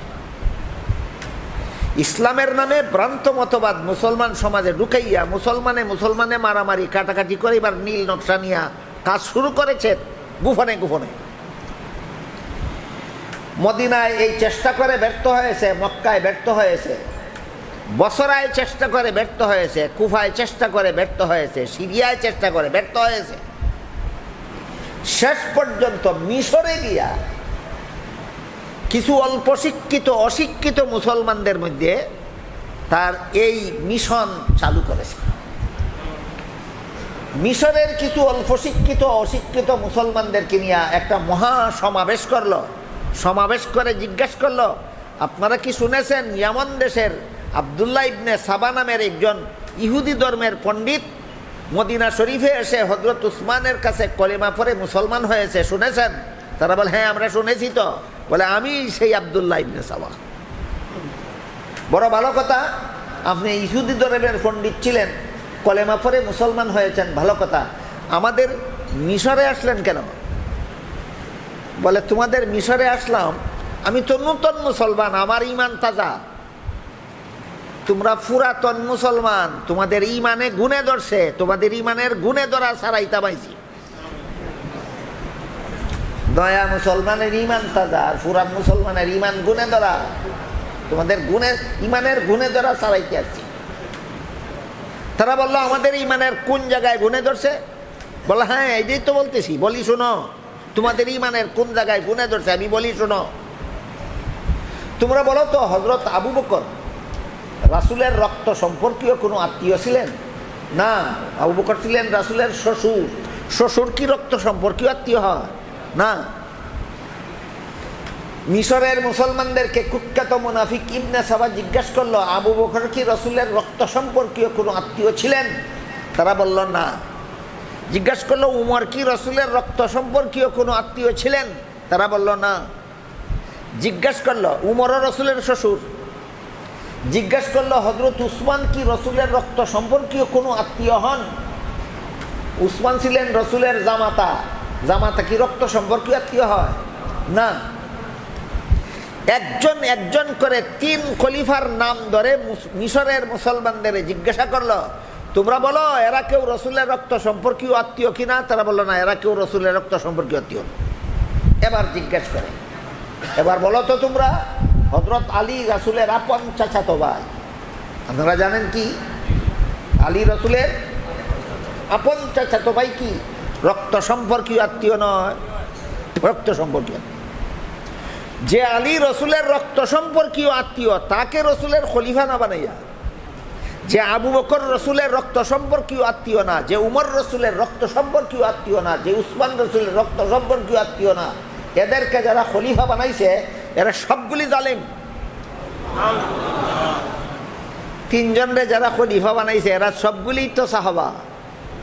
সবগুলি কাদেরকে জালিম আখ্যায়িত করলো? ওই সাহাবা সমালোচনার সূত্রপাত কুখ্যাত মুনাফিক ইবনে সাবা মুসলমানের ইতিহাসে শুরু করলো। ইতিহাস বুঝে থাকলে বলুন, সাহাবাদের সমালোচনার সূত্রপাত করেছিল কোন সচ্চা মুসলমান না মুসলমান নামধারী এক কুখ্যাত মুনাফিক? সুতরাং সাহাবাদের সমালোচনা করা মুসলমানের কাজ নয়, সাহাবাদের সমালোচনা করা মুনাফিকের কাজ।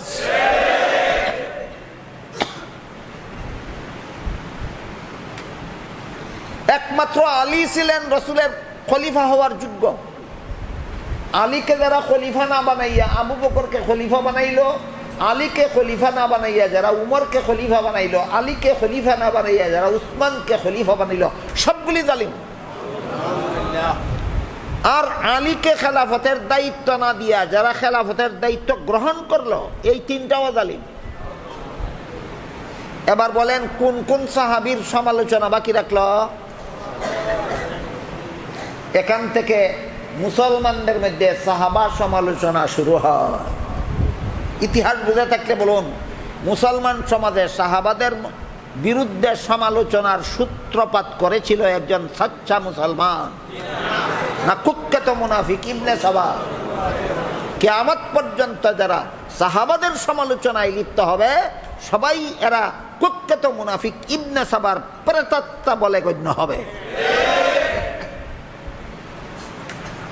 আজকে আমার হাতে সময় নেই।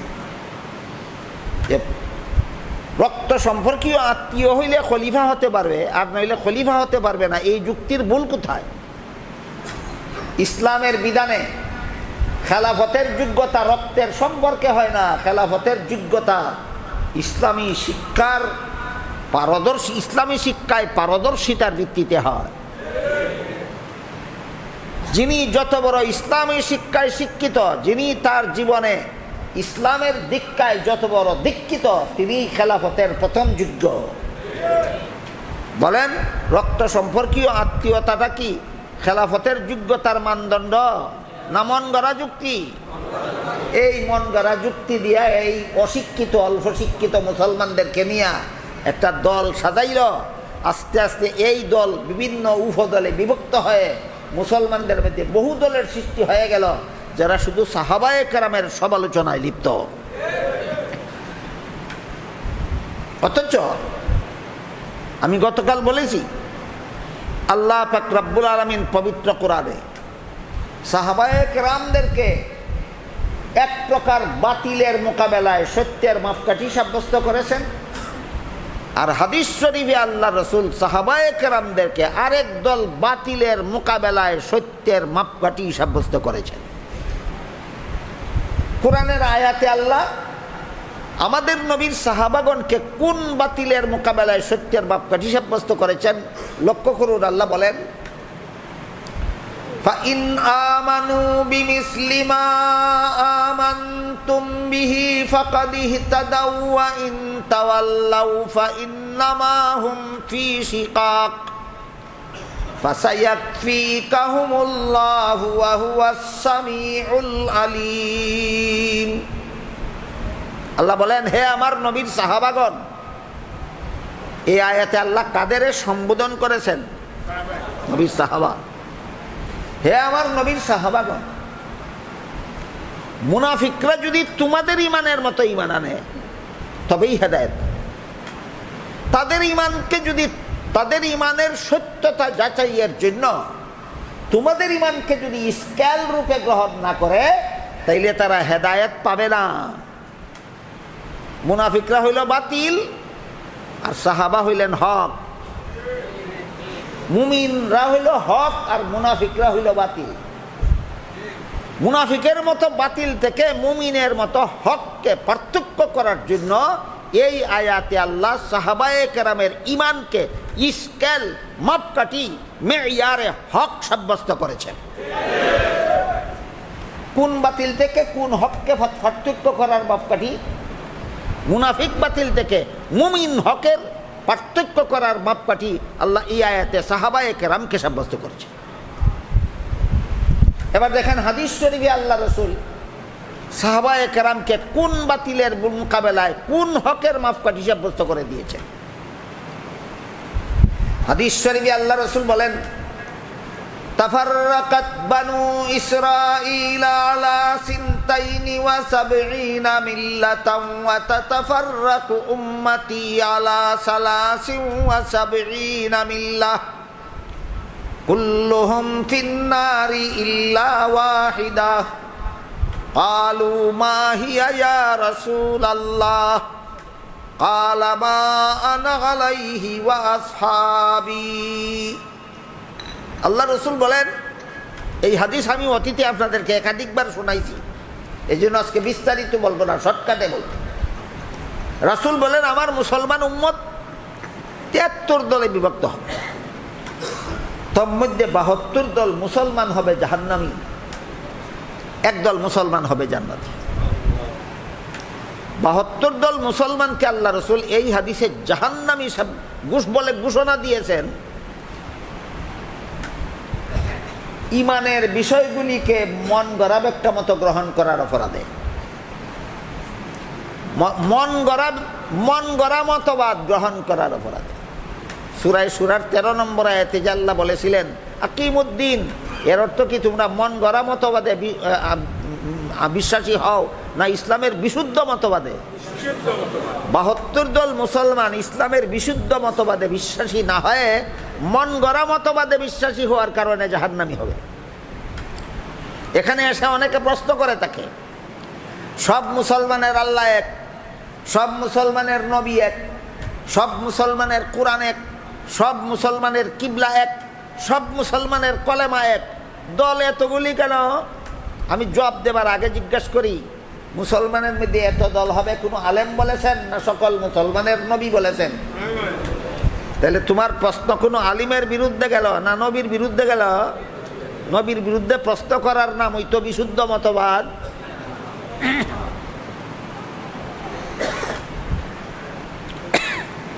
কিছু লোক আছে প্রশ্নের বেড়াজাল সৃষ্টি করে পাণ্ডিত্য দেখাতে চায়, প্রশ্নের বেড়াজাল সৃষ্টি করে বুঝাইতে চায় আমি একজন পণ্ডিত। এই পাণ্ডিত্যের ঘাড় ভেঙে দিয়েছেন আল্লাহ রাসূল এই হাদিসে। পরিষ্কার বলে দিয়েছেন ৭২ দল মুসলমান ঈমান ইসলামের মন গড়া ব্যাখ্যা করবে দুনিয়ার স্বার্থ চরিতার্থ করার জন্য। ৭২ দল মুসলমান ঈমান ইসলামের মন গড়া ব্যাখ্যা করবে কোন উদ্দেশ্যে? দুনিয়ার স্বার্থ চরিতার্থ করার উদ্দেশ্যে। এই অপরাধে ৭২ দল মুসলমান হবে জাহান্নামী। বুঝা থাকলে বলুন, যে সমস্ত মুসলমানেরা দুনিয়ার স্বার্থ হাসিলের জন্য ঈমান ইসলামের মন গড়া ব্যাখ্যা করে, এরা হকপন্থী না বাতিল? কত দল বাতিল? ৭২ দল। এরপরে রাসূল বলে,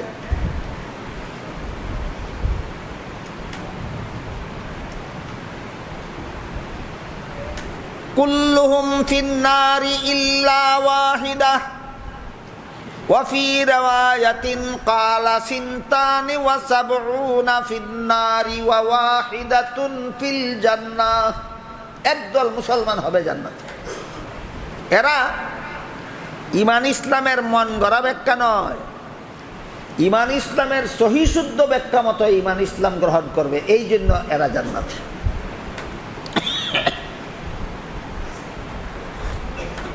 বুঝে থাকলে বলুন, ৭২ দল মুসলমান ৭২ কোরআন মানার কারণে জাহান্নামী, না একই কোরআনের মন গড়া ব্যাখ্যার কারণে? তাহলে পণ্ডিতরার প্রশ্নের জবাব আছে নিয়ে দিস, এক সব মুসলমানের কোরআন এক, মুসলমানের দল এতটা কেন? কোরআন ভিন্ন ভিন্ন কোরআন হওয়ার কারণে মুসলমানের এত দল না, একই কোরআনের মন গড়া ব্যাখ্যার কারণে মুসলমানের এত দল। তাহলে ৭২ দল মুসলমান হইল ৭২ কোরআন মান্য না ৭২ রকমের মন গড়া ব্যাখ্যার কারণে? মন গড়া ব্যাখ্যার কারণে মুসলমানের দলাদলি, কোরআন একাধিক হওয়ার কারণে নয়। একদল মুসলমান ইমান আকিদা পোষণ করবে মন গড়া ব্যাখ্যা মতো নয়, সহি শুদ্ধ ব্যাখ্যা মতো। এই সহি শুদ্ধ ব্যাখ্যা পাওয়া যাবে কোথায়? সাহাবায়ে কেরামের প্রশ্নের জবাবে রাসূল বলে দিয়েছেন, মা আনা আলাইহি ওয়া আসহাবি, মর্ম হলো আমার সুন্নত আর আমার সাহাবায়ে কেরামের জামাত। ইমান ইসলামের যে ব্যাখ্যা আমার সুন্নতের দ্বারা সাব্যস্তকৃত, ইমান ইসলামের যে ব্যাখ্যা আমার সাহাবায়ে কেরামের জামাতের দ্বারা সাব্যস্তকৃত, ওই ব্যাখ্যা মতো যদি ইমান ইসলাম গ্রহণ করো, তাহলে তোমাদের ইসলামী মতবাদটা হবে বিশুদ্ধ মতবাদ। এখানে ৭২ দল বাতিল, এক দল হক। এই হাদিসে মুসলমানের কত দল বাতিল, কত দল হক? এই ৭২ বাতিল দল থেকে একটা হক দলকে পার্থক্য করার জন্য আল্লাহ রাসূল 2টা স্কেল সাব্যস্ত করে দিয়েছেন। একটা স্কেলের নাম নবীর সুন্নত আর একটা স্কেলের নাম সাহাবায়ে কেরামের জামাত। সুতরাং সাহাবায়ে কেরাম হক বাতিল যাচাইয়ের জন্য সত্যের মাপকাঠি নন।